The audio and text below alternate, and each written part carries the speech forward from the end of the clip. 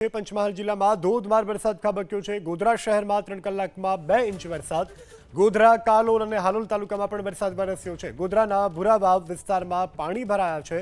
Collector કચેરી, જિલ્લા પંચાયત કચેરી વિસ્તારમાં પાણી ભરાયા છે।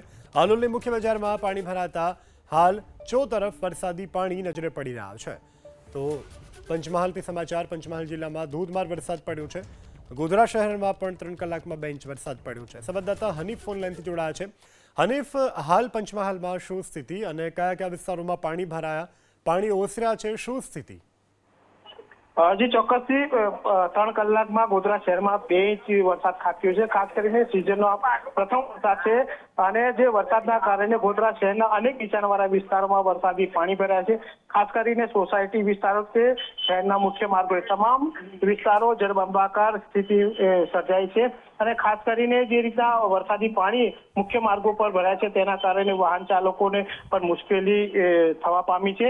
જે રીતના વરસાદના કારણે સોસાયટી વિસ્તારોના જે નીચાણવાળા ઘરો છે, કોમ્પ્લેક્સ છે, ભોયરા છે, તેમાં પણ વરસાદી પાણી ભરાય છે।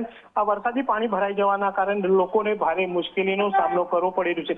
જે રીતના જે સમસ્યા સર્જાય છે તેને લઈ નગરપાલિકાની ટીમ હાલ સોસાયટી વિસ્તાર અને મુખ્ય માર્ગ વિસ્તારોમાં પહોંચી છે અને જે વોટર લોકિંગ જે છે તેની કામગીરી હાથ ધરવામાં આવી છે, એટલે કે જે વરસાદી પાણીના નિકાલ માટે જે કામગીરી હાથ ધરવામાં છે। પરંતુ અહીંયા જોઈ શકાય છે કે જે રીતના પ્રી મોન્સૂનની કામગીરી નગરપાલિકા દ્વારા કરવામાં આવી હોવાના જે દાવા કરવામાં આવી રહ્યા છે તે દાવાઓની આ દ્રશ્યો પોલ ખોલી રહ્યા છે અને જે આગ લાગે ત્યારે કૂવો ખોદવા જેવી પરિસ્થિતિ ગોધરા શહેરમાં સર્જાય છે।